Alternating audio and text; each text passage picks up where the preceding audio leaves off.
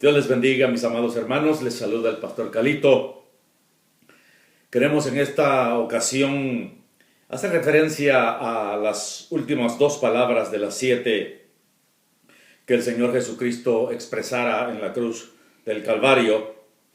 El apóstol Juan nos escribió de la siguiente manera, capítulo 3, verso 17, porque no envió Dios a su Hijo al mundo para condenar al mundo, sino para que el mundo sea salvo por él. Entendemos que esa es la obra la cual el Padre encomendó a su Hijo Jesucristo.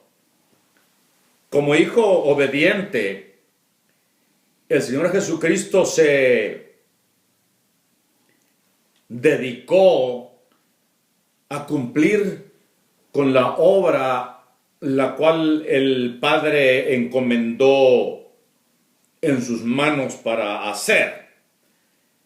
Y lo hizo de manera responsable, de manera especial, a punto de que Él le llamó su alimento, su sustento, el hecho de hacer la obra de Dios. Lo consideró de esa manera.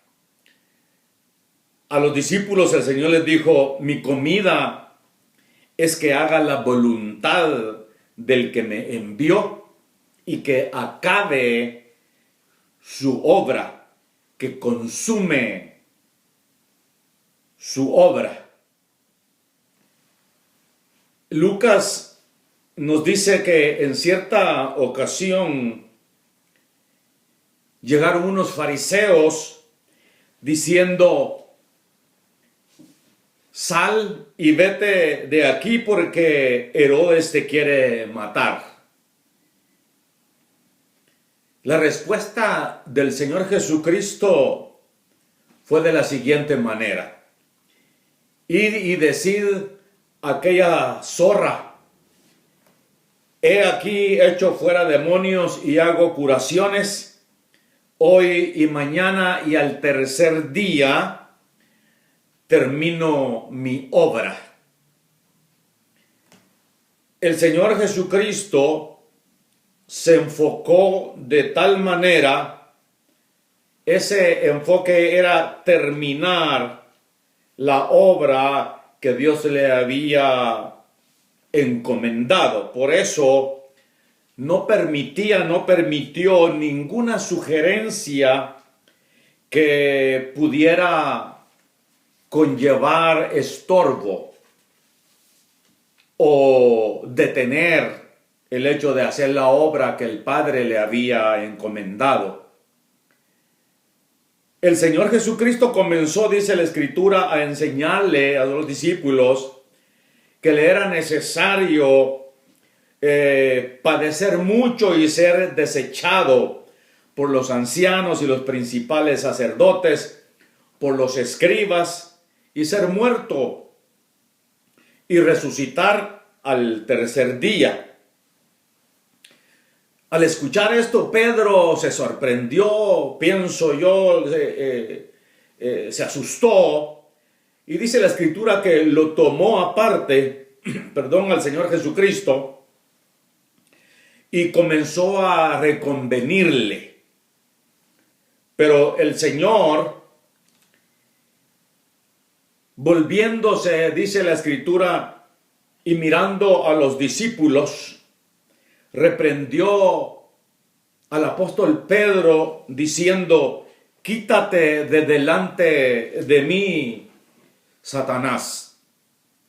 No permitía el Señor ninguna sugerencia, ninguna objeción que pudiera estancar, detener la obra que él estaba desarrollando.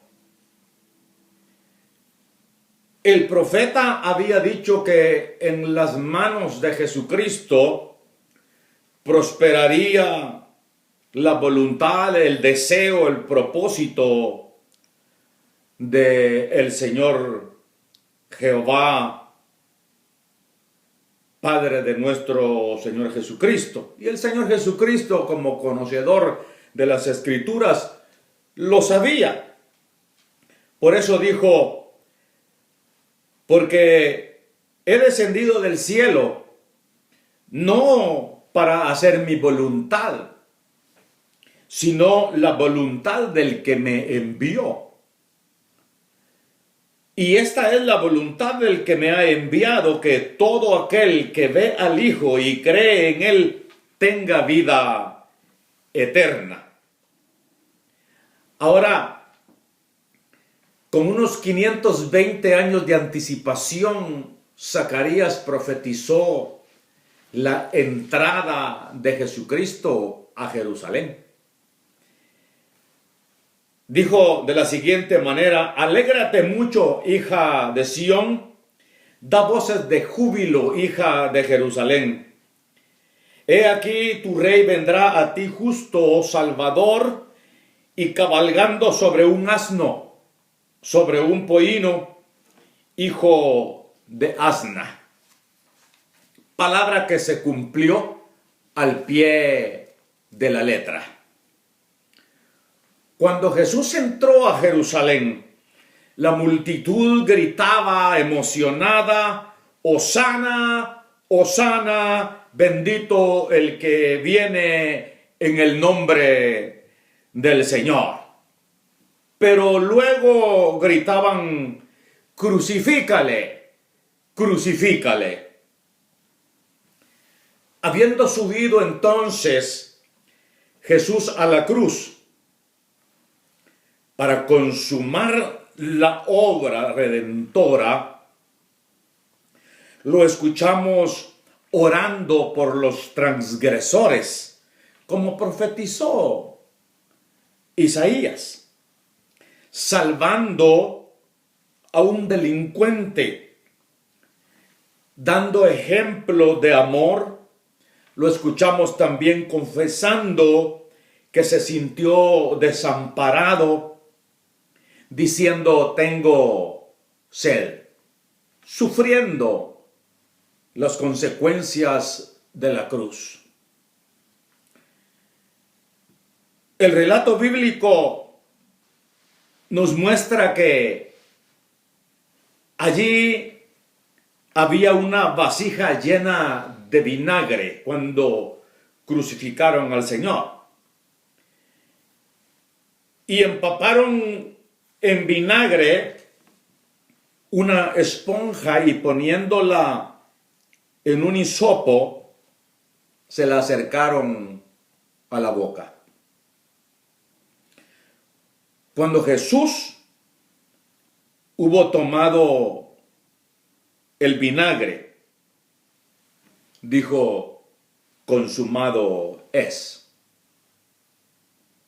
Expresó la palabra de triunfo, de victoria, porque había acabado la obra de Dios su Padre, la cual le había sido encomendada. Ahora, el penúltimo, a mi manera de entender, el penúltimo suceso antes de expirar en la cruz estaba profetizado, y mientras no sucediera, no podía el Señor Jesucristo cantar victoria, por cuanto había que esperar. Pienso que el Señor estaba atento con relación a cada suceso que tenía que pasar en la cruz del Calvario, sin dejar escapar ninguno. Pero cuando se cumplió la profecía relacionada con el vinagre, dijo: consumado es. La profecía dice: me pusieron hiel por comida y en mi sed me dieron a beber vinagre. Entonces, esa profecía fue cumplida y él pudo cantar victoria. Mateo nos dice, y le dieron a beber vinagre mezclado con hiel, pero después de haberlo probado no quiso beberlo. Juan nos dice que cuando hubo tomado el vinagre, dijo, consumado es. ¿Qué sucede? Mateo se refirió a una bebida que le ofrecían o que le daban a los crucificados para aliviar un poco el dolor. Esta contenía vino, contenía mirra y hiel. Era una bebida analgésica, o sea, como una droga. Por eso Jesús no la tomó. ¿Por qué? ¿Por qué no la tomó en sí? Porque el profeta había dicho ciertamente, de verdad, de cierto, llevó él nuestras enfermedades y sufrió nuestros dolores.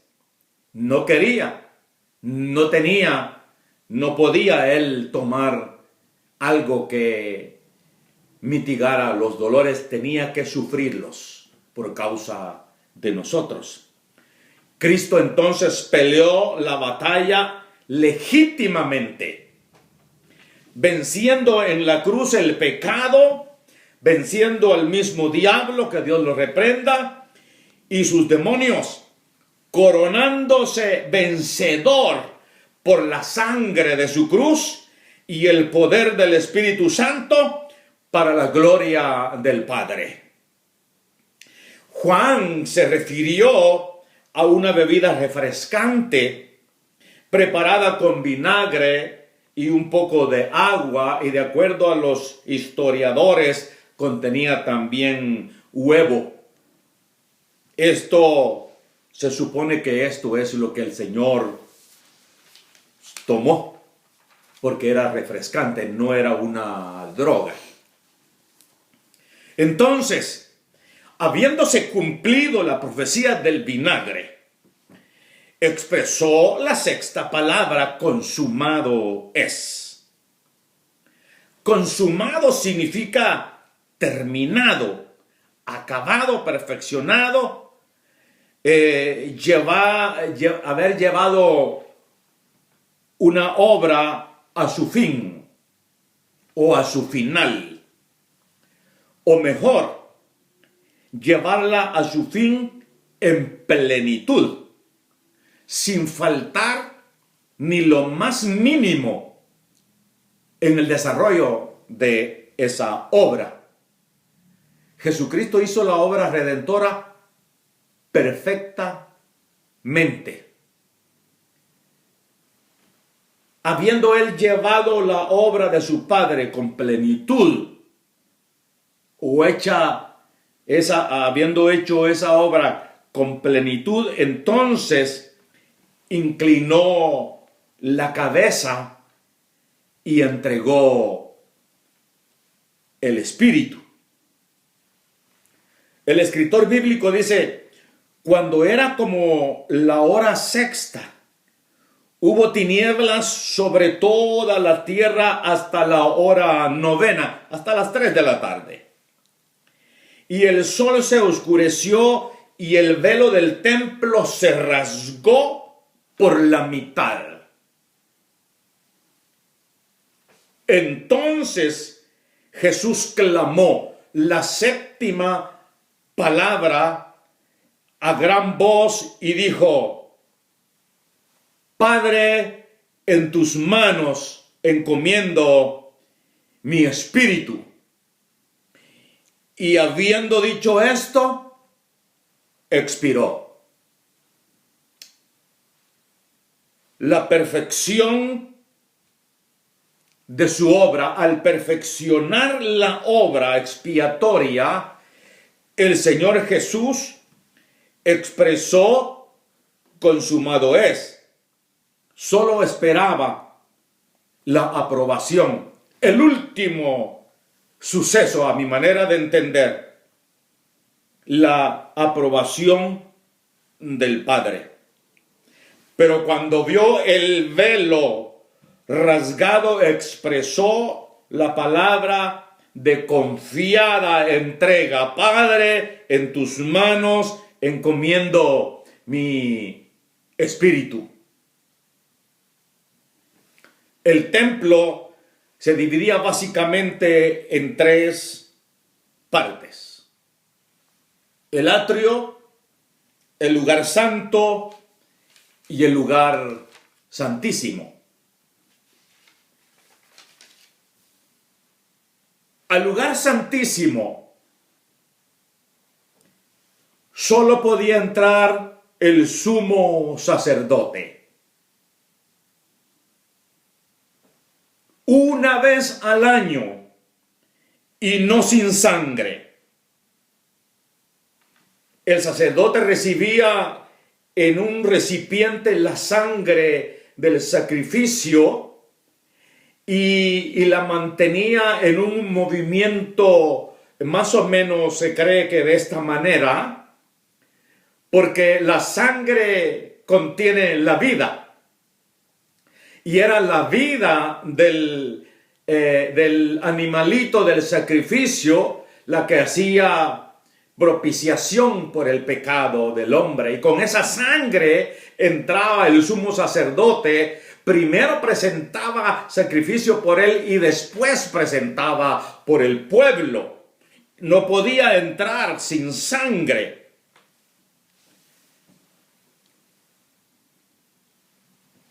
Ahora, el escritor bíblico dice: pero estando ya presente Cristo, sumo sacerdote de los bienes venideros, por el más amplio y más perfecto tabernáculo, no hecho de mano, es decir, no de esta creación. Cristo entró con el sacrificio de su cuerpo a la misma presencia de Dios.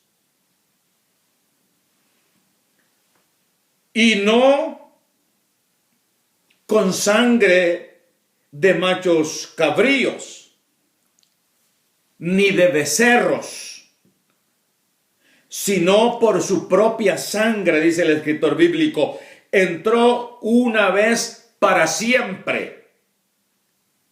El sacerdote entraba cada año. Jesucristo entró una vez para siempre en el lugar santísimo, habiendo obtenido eterna redención. Cuando Cristo expiró en la cruz como el Cordero Pascual, como el Cordero sin mancha y sin contaminación, sacrificado por nosotros los pecadores, fue acepto en el cielo, en el santuario celestial. El único sacrificio que pudo llenar los requisitos, las exigencias de un Dios tan grande, tan poderoso y tan santo como nuestro Padre Celestial. Dice el escritor bíblico: porque no entró Cristo en el santuario hecho de mano, figura del verdadero. El santuario, el templo, era figura, o es figura, puede ser figura del verdadero santuario celestial. Porque no entró Cristo en el santuario hecho de mano, figura del verdadero, sino en el cielo mismo, para presentarse ahora por nosotros ante Dios.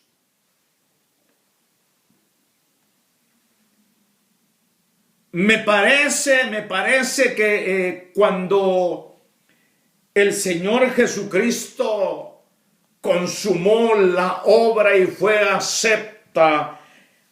aceptó el sacrificio en el cielo, se volvió a escuchar la voz del Padre que decía: este es mi Hijo amado en quien tengo complacencia, porque había cumplido con la obra que el Padre le envió a hacer.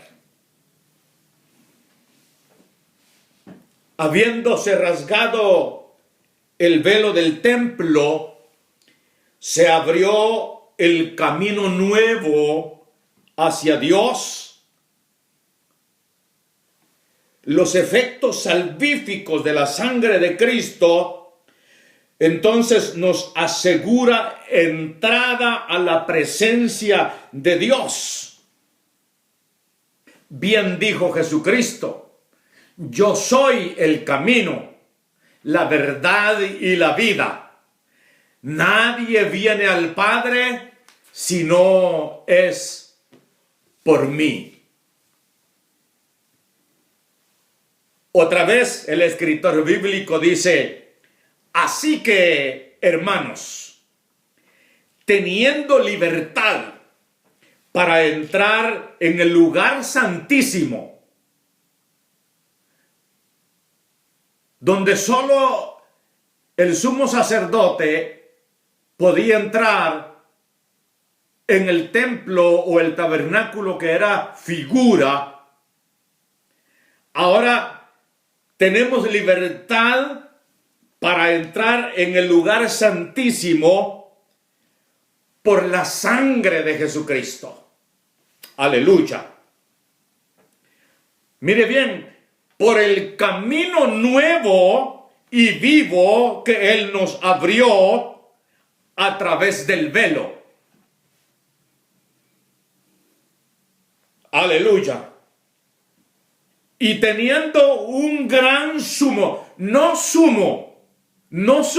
un gran sumo sacerdote sobre la casa de Dios, acerquémonos con corazón sincero, en plena certidumbre de fe, con certeza, porque la victoria la alcanzó Jesucristo para la gloria del Padre y para bendición de cada uno de nosotros que creemos en Él y hemos entregado nuestra vida a Él.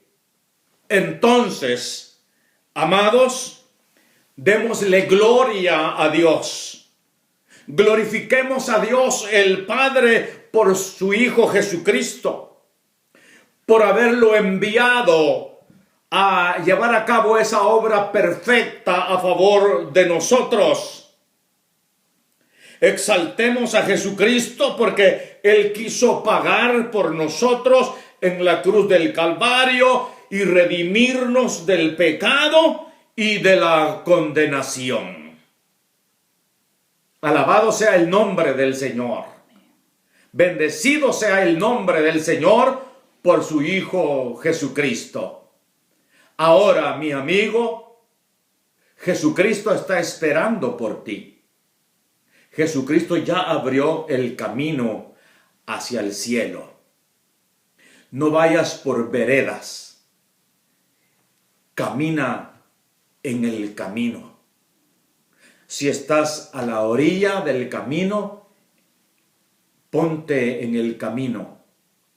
De Bartimeo se dice que Bartimeo estaba junto al camino, pero después seguía a Jesús en el camino.